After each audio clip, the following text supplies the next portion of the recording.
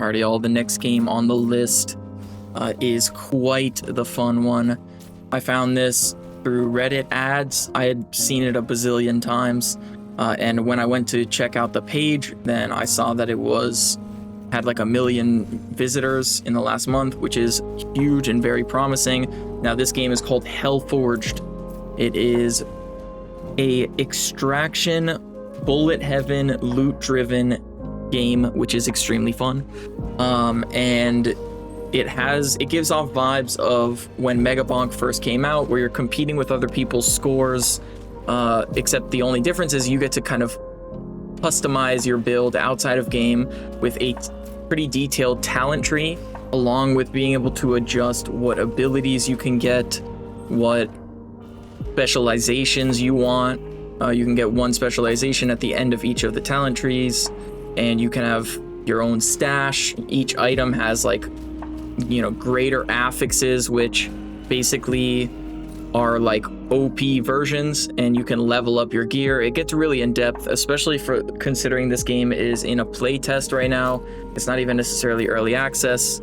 I think it is quite polished, and it was really enjoyable. I put about 20 hours in to get a good grasp of the game, and of course I want to show you guys the best possible run that I can. I have a couple other kind of archetypes that I will be showing. However, this one kind of revolves around being as tanky as possible. Now, what you're seeing right now is we're kind of cheesing a little bit.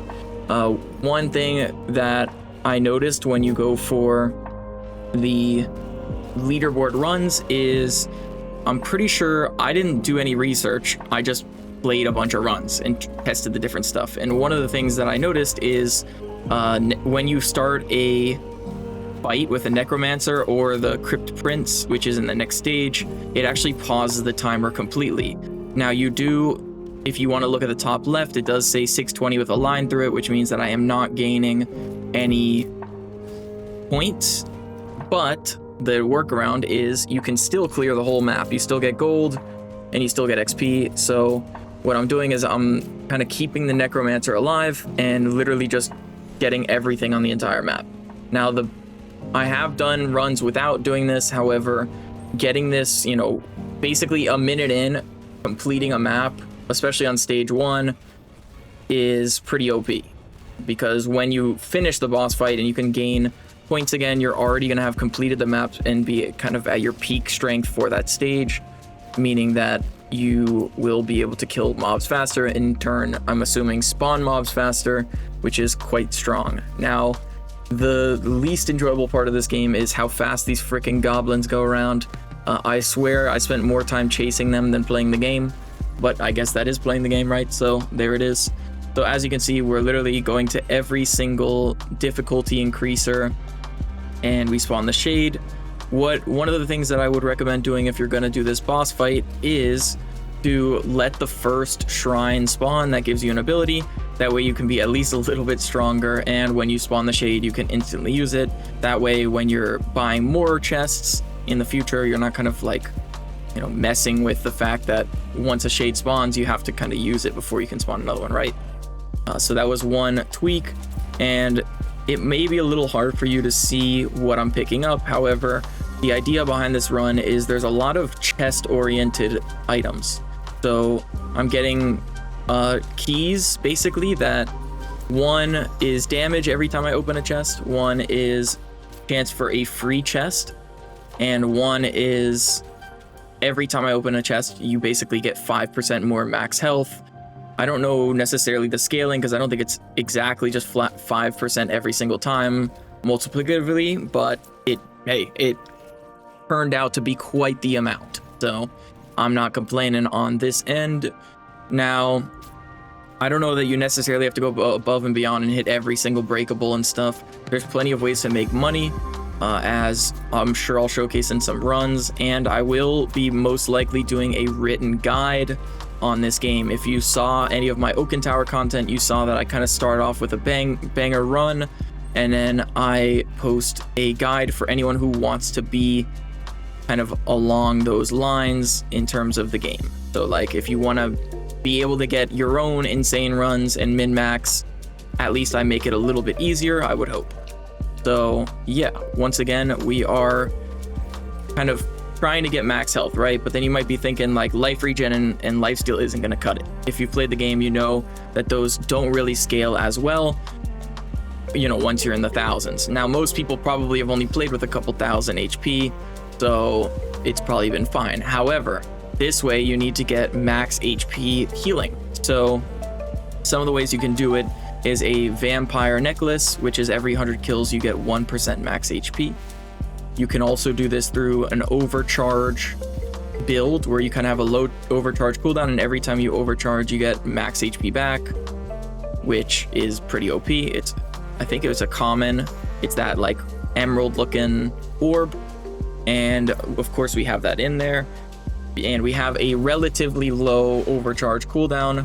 Now this is 2 times speed just because I wanted to show you the full run, as I like to on this channel kind of show you transparency, what really went into these runs, not try to skip around too much while still making it viewable. So 30 minutes felt like the right amount. Now at this point I basically cleared a majority of the map. I think this is the last chest, so we are going to just kill the Necromancer. However, I did want to risk it. These goblins do disappear at some point, so I literally ran across the entire map to get this freaking goblin, because I of course wanted to get that top 1% to be able to make this video and have some credibility behind it. So this is, you know, of course the more min-maxed version. You don't have to go chase a goblin across the map.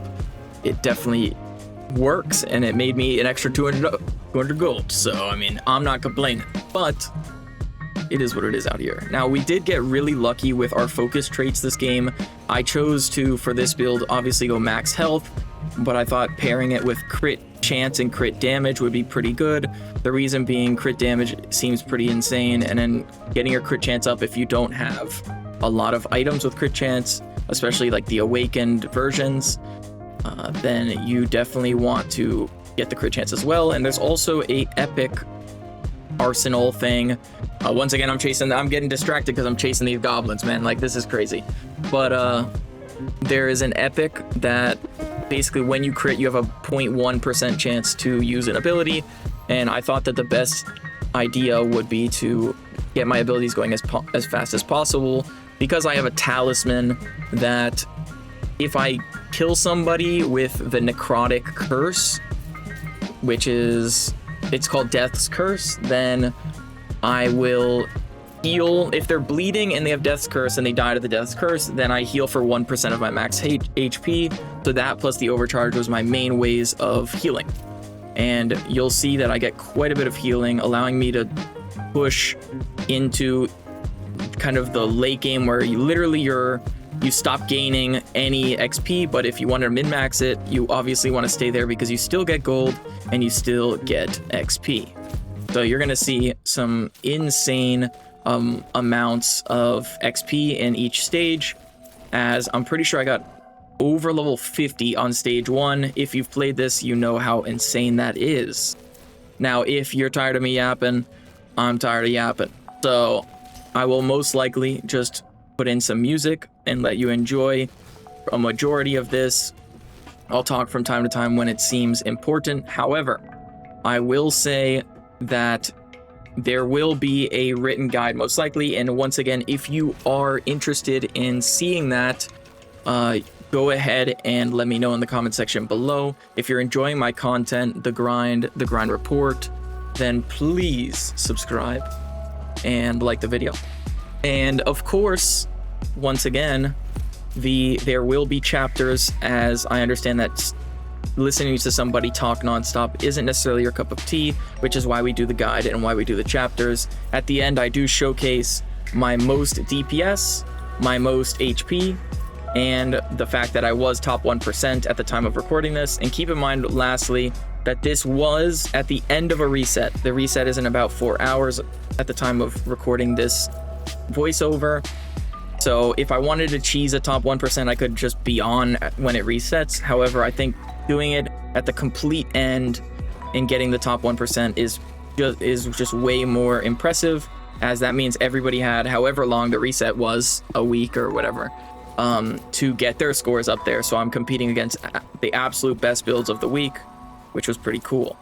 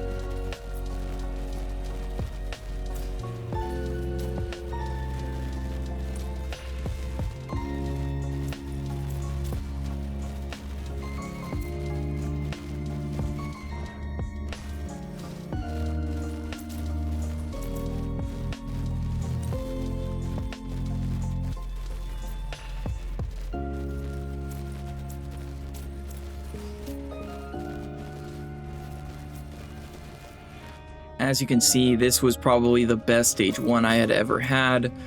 51 levels with 13,700 HP was quite insane. Now, at the end of this run, like I said, if you do play this game and you have hit a better score, please let me know kind of how you did it. I don't know how else to get a higher score, as one of the things that I was adjusting to doing is waiting the timer out in the collapse all the way to the end with still beating it.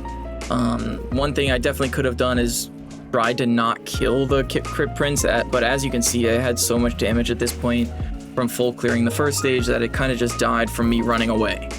I could have probably turned off automatic targeting, however, I didn't want to like make this something that no one or not many people would want to do. This is definitely achievable if you follow the build or you just kind of adapt accordingly. Now this is a newer channel, and if you want to support it or support me, I would greatly appreciate it if you like, comment, and subscribe. I hope you are enjoying the video so far. We have a ton of games, a ton of grind reports to come out with.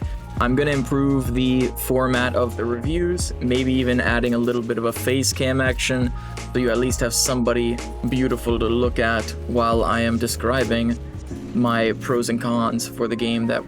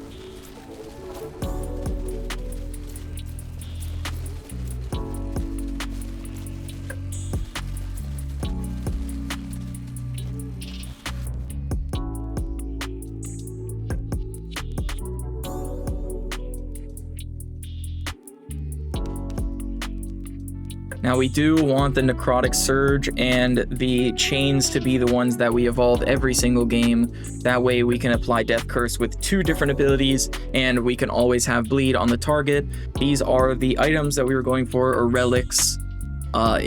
It's better to have a decent amount because some of these can only be like appear one time, which is fine. Now you could adjust this however you're feeling it, but this is what I ran for the exact run. I didn't change a single thing, and I just showed you exactly what we did. Now, once again, these are the specializations and the talents. We had a ton of magic resist. The reason for this is we wanted to survive in the necrotic damage from the zone closing, and I'm pretty sure that magic resist does reduce the necrotic damage. So we wanted to max out on that instantly. And of course the gold gain is nice, the rare start is nice, and we want the chest bounty as that helps us scale quite fast, especially when you're doing the strat with the bosses. Now I have pretty maxed out gear. It isn't necessarily the ideal. I was working on leveling a different weapon. However, this was good enough for the run, as this is the run that we had the stuff for. And then these are the achievements. I don't know if the other ones are even possible. So, like, for example, getting a mythic weapon, I don't know if that's possible. I don't think the Executor boss is in yet. But if it does come out or it is possible, please let me know, as I would love to do it. And maybe someday we'll even get all of the other stuff that, you can see just comes from the grind. Once again, this took about 20 hours to record and get this run for you. If you did enjoy this, or you're just enjoying my channel as a whole, please like, comment, subscribe. The support is greatly appreciated, and it keeps me grinding for future videos. Thanks again.